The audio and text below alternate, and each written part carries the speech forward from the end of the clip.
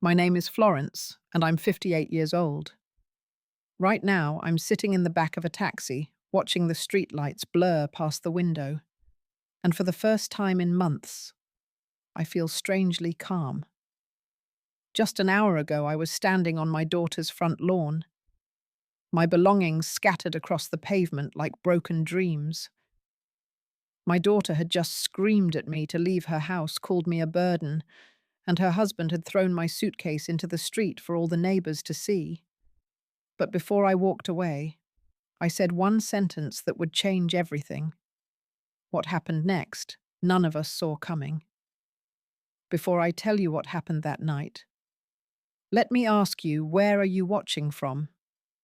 Please hit that like button and subscribe if you want to hear how one calm sentence changed everything. Now let me take you back to where it all began. 3 years ago, my world fell apart when I lost my husband, Robert, to cancer. We'd been married for 32 years, and suddenly I was alone in our big house in Cleveland, surrounded by memories and silence. Robert had been my anchor, my best friend, and losing him left me floating without direction. The house felt enormous without his laughter echoing through the rooms.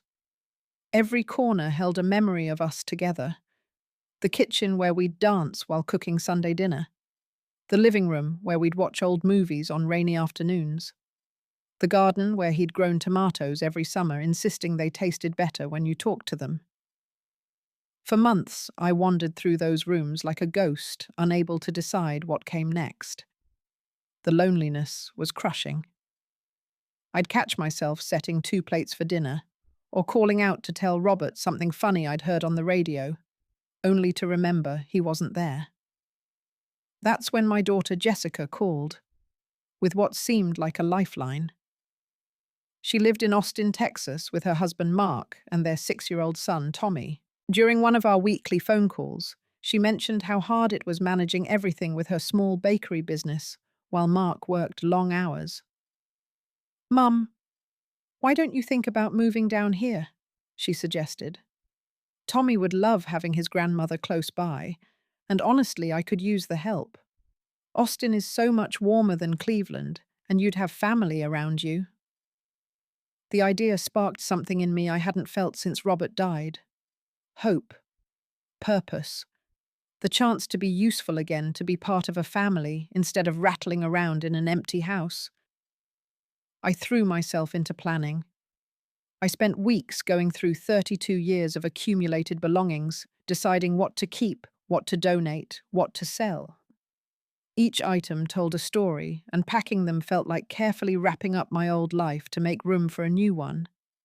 The realtor said the Cleveland house would sell quickly in the current market, and she was right. Within 2 weeks, I had a solid offer. I used the time to research Austin, looking up senior activities nearby libraries, parks, where I could take Tommy. I imagined baking cookies with him after school, helping Jessica with her business, maybe even learning to make those fancy cupcakes she was always posting on social media. Jessica seemed excited about the plan. "It'll be perfect, Mum," she said during one of our planning calls. "Tommy keeps asking when Grandma Florence is coming to live with us, and I could really use your help with the bookkeeping at the bakery. You always were better with numbers than me." I felt younger than I had in years, energized by the prospect of being needed again. The night before I left Cleveland, I sat in my empty living room surrounded by suitcases and boxes, and felt Robert's presence somehow blessing this new adventure. The first sign something was wrong came at the Austin airport. Jessica picked me up, but her hug felt stiff, obligatory. She seemed distracted, checking her phone constantly as we walked to her car. "Traffic's terrible," she muttered, not making eye contact. "Mark's stuck at the office again. These people at his company expect him to work all hours." During the 40-minute drive to their house, I tried to make conversation about the flight, about how different Austin looked from Cleveland, about how excited I was to see Tommy. Jessica's responses were short-clipped. She kept sighing and drumming her fingers on the steering wheel. "Everything okay, sweetheart?" I asked gently. "Fine, Mum. Just tired." Running a business is exhausting. When we pulled into their driveway, I felt my first stab of uncertainty. The house was smaller than I'd imagined from the photos Jessica had sent. Much smaller. It was a modest one-story ranch in a neighborhood of similar homes with a tiny front yard and a carport instead of a garage. Mark came out to greet us, but his smile didn't reach his eyes. "Florence, welcome to Austin," he said, shaking my hand briefly. He didn't offer to help with my luggage. Tommy burst through the front door like a cannonball of energy. "Grandma Florence," he yelled, wrapping his arms around my waist. His enthusiasm was the first genuine warmth I'd felt since landing. "Tommy inside voice," Jessica snapped. "And wash your hands before dinner." The little boy's face fell. He looked confused by his mother's sharp tone, but he obeyed, giving me one more quick hug before disappearing into the house. Inside, my heart sank further. The living room was cramped, filled with an oversized sectional sofa that left little walking space.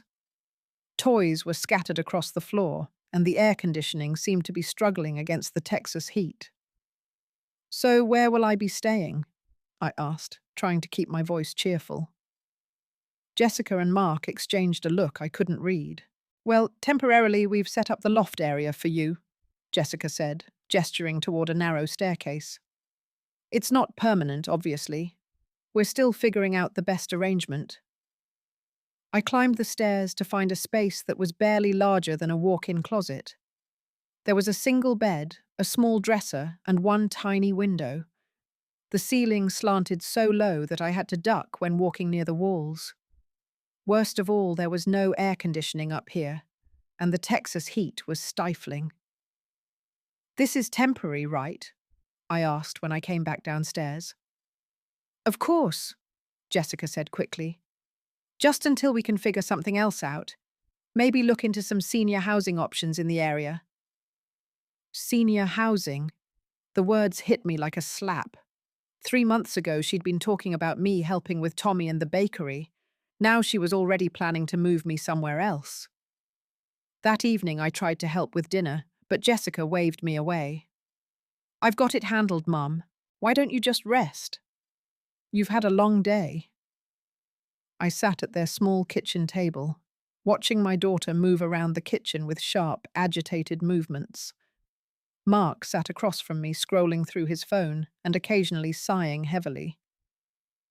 "So, Mark, Jessica tells me you work in tech," I asked, trying to break the uncomfortable silence. "Yeah," he said without looking up. "When there's work to be had." Another loaded comment I didn't understand. That night, lying in the stifling loft, I listened to Jessica and Mark arguing downstairs. I couldn't make out the words, but the tone was clear stress, frustration, blame. I stared at the ceiling and wondered what I'd gotten myself into. The first week in Austin felt like walking through a minefield. Every attempt I made to help seemed to irritate Jessica further. I woke up early to make breakfast for everyone using Robert's recipe for blueberry pancakes that had always been Jessica's favorite as a child. Instead of the grateful smile I'd expected, she frowned at the stack of pancakes. "Mum, Tommy can't have that much sugar before school, and Mark is watching his carbs." I offered to take Tommy to school, thinking it might help Jessica's morning routine. "I don't think that's a good idea," she said. "You don't know the area, and the school has specific procedures for pickup and drop-off." When I suggested helping with laundry, Jessica got annoyed because I used the wrong detergent. When I tidied up the living room, she complained that she couldn't find anything. When I tried to help Tommy with his homework, she interrupted to say I was confusing him with outdated methods. Mark's attitude was even worse. He made pointed comments about the electric bill going up because of the extra air conditioning usage. He complained about hot water running out faster. He grumbled about having to be quieter in the mornings so he wouldn't wake me up in the loft. "Maybe we need to look into those senior communities sooner rather than later," he said one evening, not bothering to lower his voice. The breaking point came when I overheard a heated argument between them after they thought I'd gone to bed. "She's driving me crazy," Jessica said. "Everything I do, she wants to do differently. She acts like I don't know how to run my own household." "How long is this supposed to last?" Mark demanded. "We can barely afford this place as it is, and now we've got another mouth to feed and higher utility bills." "I don't know, okay. I thought it would be different. I thought she'd be more helpful, independent." "Well, she's not. She's needy, and she's expensive. And frankly, Jessica, I'm getting tired of feeling like a stranger in my own house." I pressed my hand over my mouth to keep from making any sound. Needy, expensive. The words cut deep because I'd been so careful, though, not to be a burden. I'd been buying groceries for the household, paying for takeout dinners, contributing to utilities without being asked. The next morning, I found Jessica in the kitchen looking exhausted. "Honey, we need to talk," I said gently. "I can see this arrangement isn't working out the way we hoped." She turned to me with eyes full of frustration and something that looked like guilt. "Mum, it's not that simple. Mark lost his job 2 months ago and the bakery is barely breaking even. We're behind on the mortgage, and having you here is just—" She paused, struggling with the words. "It's more complicated than we expected." Finally, the truth was coming out. They weren't just stressed about having me there. They were in financial trouble and saw me as another burden instead of potential help. "Why didn't you tell me?" I asked. "I could help. I have savings, I could contribute more." "We don't need your charity," she snapped, then immediately looked sorry for her harsh tone. "I mean, we need to handle this ourselves. We're adults." I spent the rest of that week looking for alternative housing, but Austin's rental market was brutal for someone my age. Senior communities had waiting lists. Apartments in safe neighborhoods were expensive. I felt trapped, unwanted, and more alone than I'd felt even in the months after Robert died. Tommy was the only bright spot, but even he was starting to pull away. Jessica had clearly told him to give Grandma space, and his natural exuberance was being dampened by the tension in the house. I began to realize that moving to Austin hadn't been about family or help or companionship. It had been about desperation on both sides, and desperation rarely makes for good decision-making. The explosion came on a Thursday evening in my third week there. I'd spent the afternoon making a special dinner, hoping to ease some of the tension that had been building like pressure in a steam cooker. I'd gone to the grocery store and bought ingredients for Jessica's favorite childhood meal: herb-crusted chicken with roasted vegetables and homemade dinner rolls. It had always been our Sunday dinner when she was growing up, back when family meals were celebrations instead of endurance tests.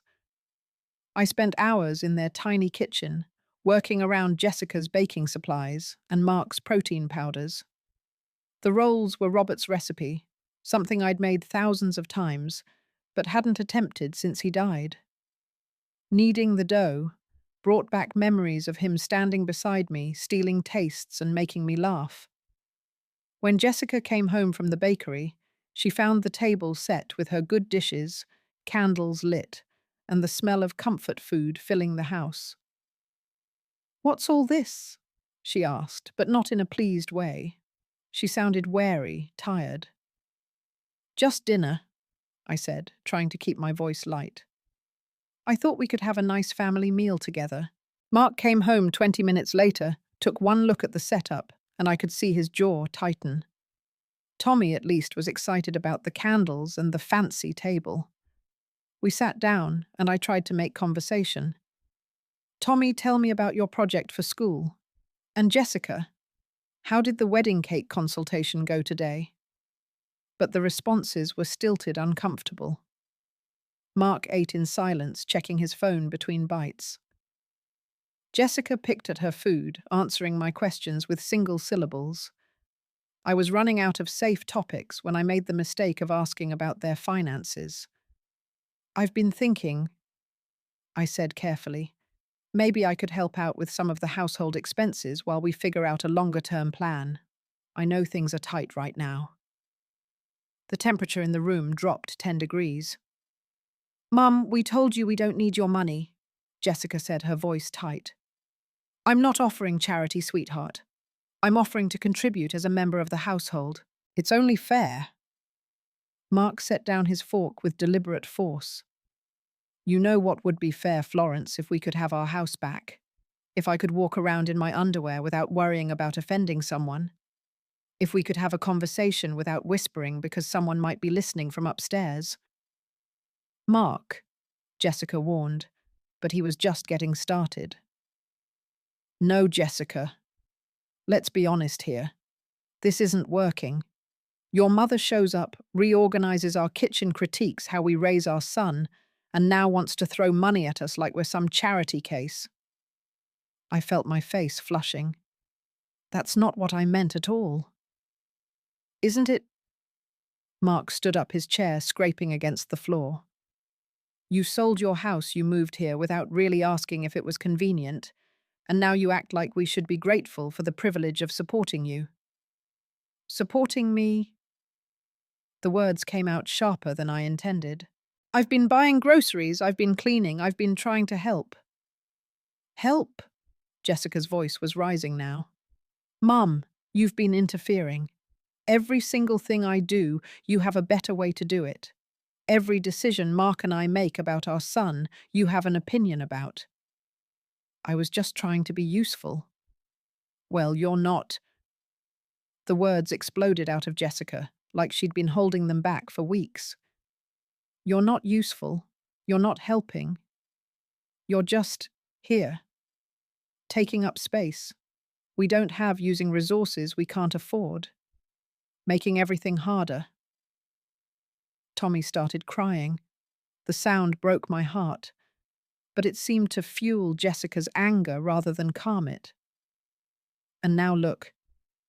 You've got my son upset because you can't take a hint. I stood up slowly, my hands shaking. Jessica, you're upset. Let's talk about this calmly. No. Mum. I'm done being calm. I'm done pretending this is working. I'm done feeling guilty every time I come home to my own house. Mark was nodding, emboldened by Jessica's outburst. She's right, Florence. This whole thing was a mistake from the beginning. You invited me here, I said quietly. I invited my mother to visit, Jessica shouted. Not to move in permanently, not to take over my life. The words that came next will haunt me forever. You did this to Dad, too. Always hovering, always trying to fix everything, always making everything about you. Is it any wonder he was so stressed all the time? Is it any wonder he got sick? The accusation hit me like a physical blow. She was blaming me for Robert's cancer, for his death. The room spun, and I had to grip the back of my chair to stay standing. You want to know the truth, Mum? You're a burden. You've always been a burden. And I can't do this anymore. Mark grabbed my suitcase from the corner where it had been sitting still half-packed, because I'd never really unpacked completely. He started throwing my belongings into it with rough, angry movements. Mark, what are you doing? I asked, but I already knew. What should have been done weeks ago, he said, yanking clothes off hangers and shoving them into the suitcase. Stop, I said, but my voice came out as a whisper. Jessica followed him, grabbing items from the bathroom, from the loft, throwing everything together without care. I want you to leave, Jessica said, her face red and streaked with angry tears. I want you to get out of my house and leave us alone. Mark carried the suitcase outside and threw it onto the front lawn. Clothes spilled out across the grass. My personal belongings scattered for the neighbours to see. Mrs. Johnson from next door was watering her garden and stopped to stare. Tommy was sobbing now, calling "Grandma, Grandma" from the living room, but Jessica held him back. I stood on the front porch, looking at my life scattered across their lawn. and felt something strange happen. Instead of the rage or devastation I expected, a calm settled over me like a blanket. Maybe it was shock, or maybe it was clarity. I walked down into the yard and began collecting my belongings with as much dignity as I could muster. My hands weren't shaking anymore. My breathing was steady. It was as if some deeper part of myself had taken over the part that had survived losing Robert, that had raised Jessica through her difficult teenage years, that had built a life worth living for 58 years. Mrs. Johnson approached hesitantly. "Florence, honey, are you all right? Do you need me to call someone?" "I'm fine, thank you," I said, folding a blouse that had been thrown onto the sidewalk. "Just a family disagreement." But I wasn't fine, and it wasn't just a disagreement. It was the end of something I'd foolishly thought could be rebuilt. As I repacked my suitcase, I thought about Robert. He'd always told me that dignity wasn't about never falling down. It was about how you got back up.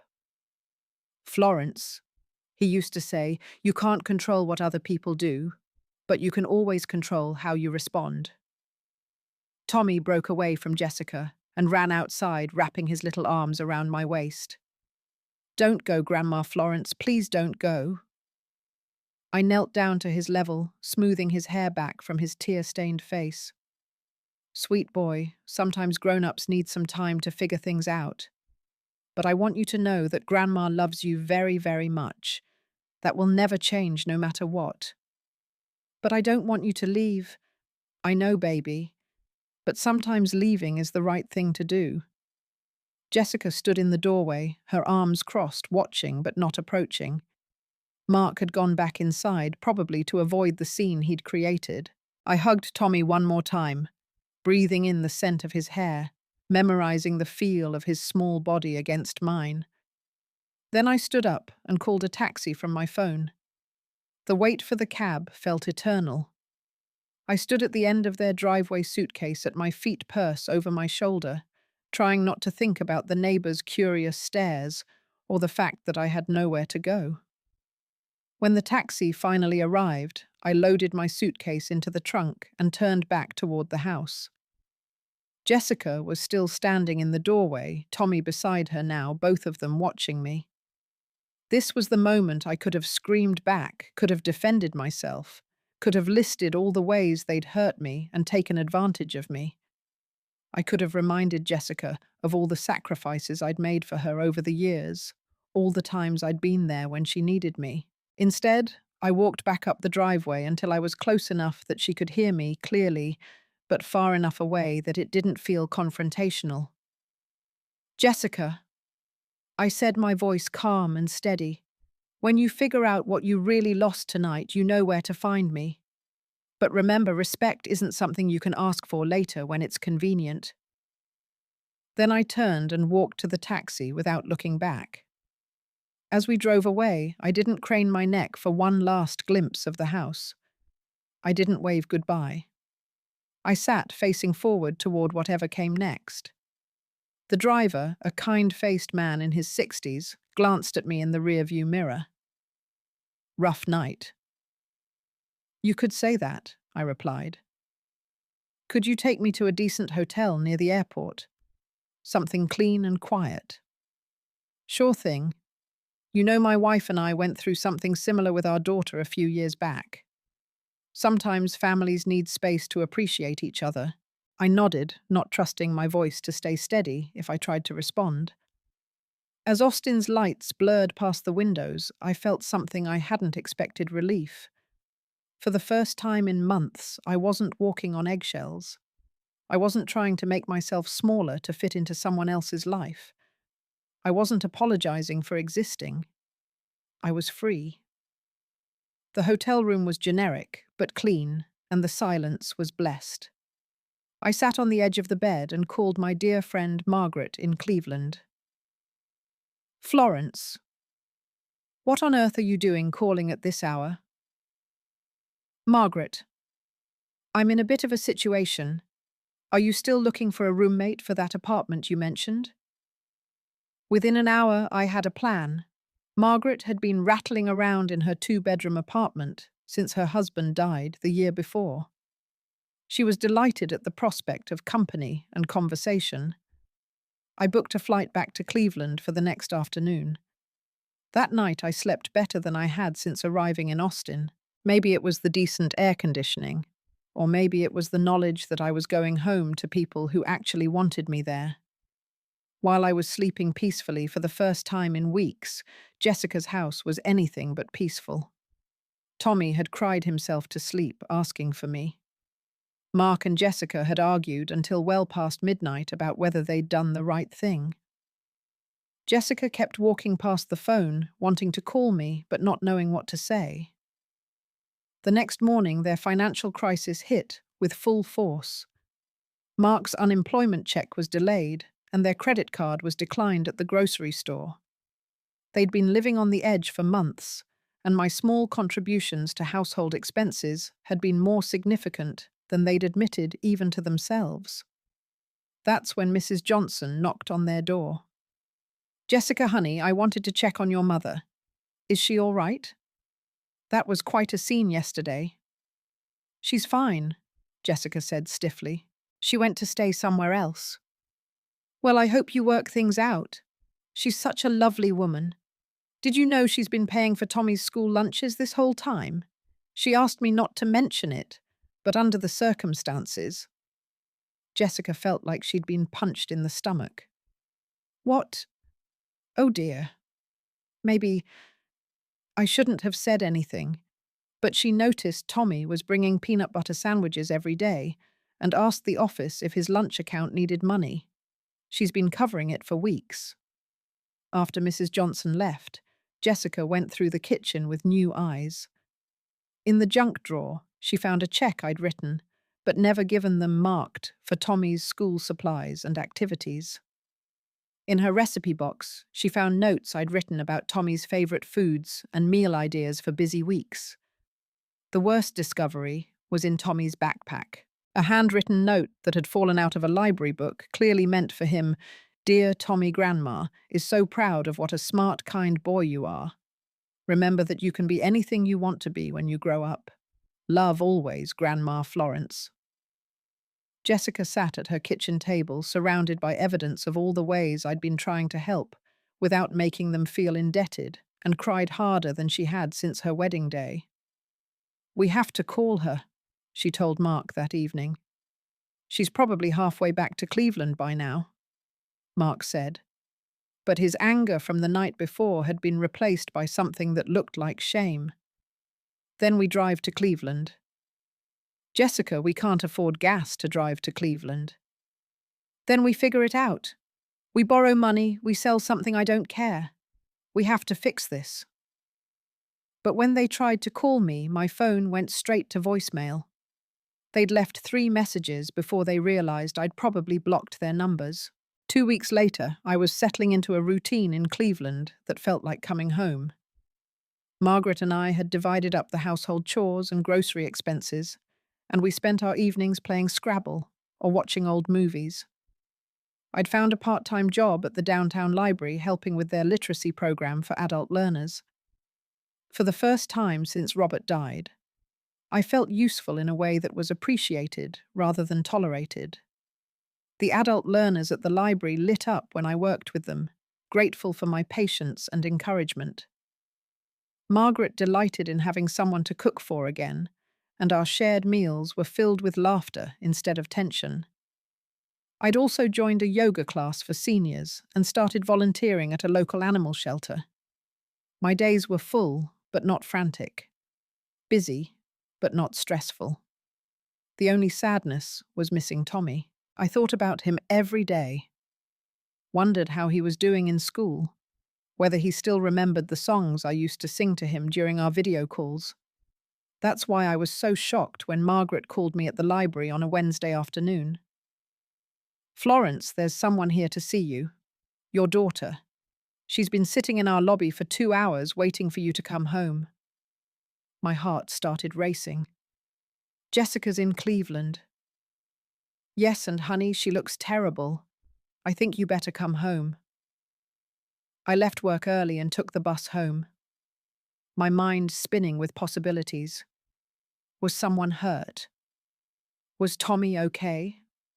Or had they come to tell me I was somehow wrong again? I found Jessica sitting on Margaret's couch, looking thinner than I remembered her eyes, red-rimmed from crying. "Mom," she said when she saw me, and burst into fresh tears. I sat down across from her, not sure whether to comfort her or protect myself. "Jessica, what are you doing here? Is Tommy all right?" "Tommy's fine, physically. But Mum, he asks about you every single day. He won't sleep in his own bed because he says he's listening for you to come back." The image of that little boy lying awake, waiting for me, broke something loose in my chest. "I came to apologize," Jessica continued, "and to beg you to forgive me for the terrible things I said. You didn't make Dad sick. You didn't deserve what we did to you. And you sure as hell didn't deserve to have your belongings thrown onto the lawn like garbage." I waited for her to continue. "I found the check you left for Tommy, and Mrs. Johnson told me about the school lunches, and Mark found out you'd been anonymously paying for our groceries at the corner market." She wiped her nose with a tissue that looked like it had seen heavy use. "Mom, we were drowning, and instead of asking for help, we took our frustration out on you. We treated you like the problem when you were actually trying to be part of the solution. Why didn't you just tell me the truth from the beginning?" I asked. "Because I was ashamed. Mark lost his job, the bakery's failing, we're behind on everything, and I thought having you there would somehow make it all better. When it didn't magically fix our problems, I blamed you instead of facing the real issues." She took a shaky breath. "I called you a burden, but the truth is I felt like a burden. A burden to you, to Mark, to everyone. And it was easier to make you the problem than to admit I didn't have my life together." We sat in silence for a while. Margaret had tactfully disappeared into her room, leaving us space to talk. "I've missed you," I said finally. "I've missed Tommy. But Jessica, what happened that night can't happen again. I won't be anyone's verbal punching bag, even my own daughter's." "I know. And I don't expect you to forgive me right away, or maybe ever. But I needed you to know that I know how wrong I was."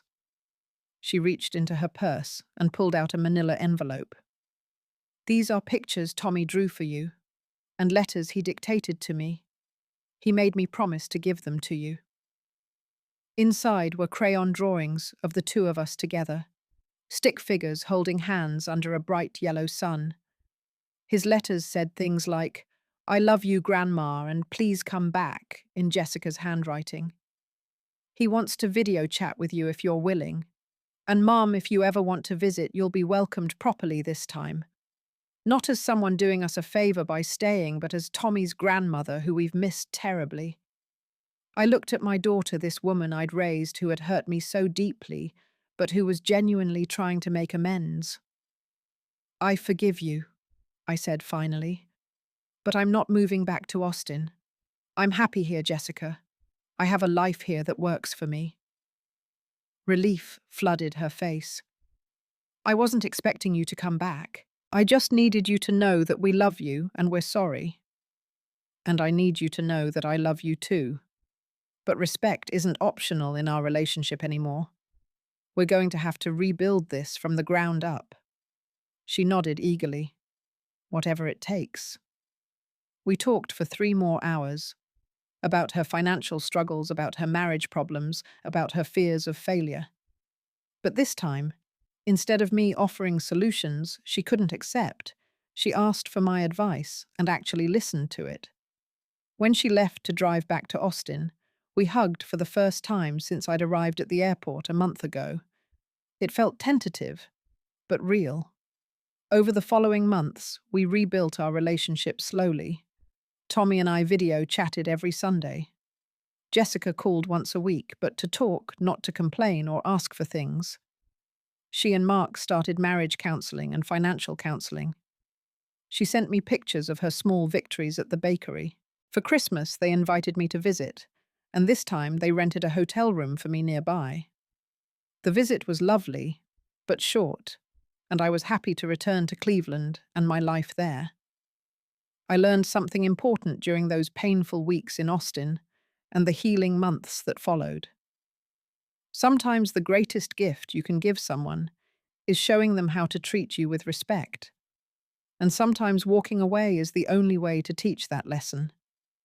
Family doesn't mean accepting unacceptable behavior just because you share DNA. Love doesn't mean sacrificing your dignity for someone else's convenience. I learned that home isn't where you're tolerated, it's where you're treasured. And if you can't find that place, sometimes you have to create it yourself. Now, I want to hear from you. Have you ever had to set boundaries with family members who took you for granted? How did you handle a situation where love and respect seemed to be pulling in different directions? Share your story in the comments below. And if this story resonated with you, please give it a like and share it with someone who might need to hear it. Don't forget to subscribe for more real-life stories about family forgiveness and finding your way home to yourself. Thank you for listening to my story. And remember, your worth isn't determined by how much others appreciate you. It's something you carry within yourself. Until next time, treat yourself with the same kindness you'd show a dear friend.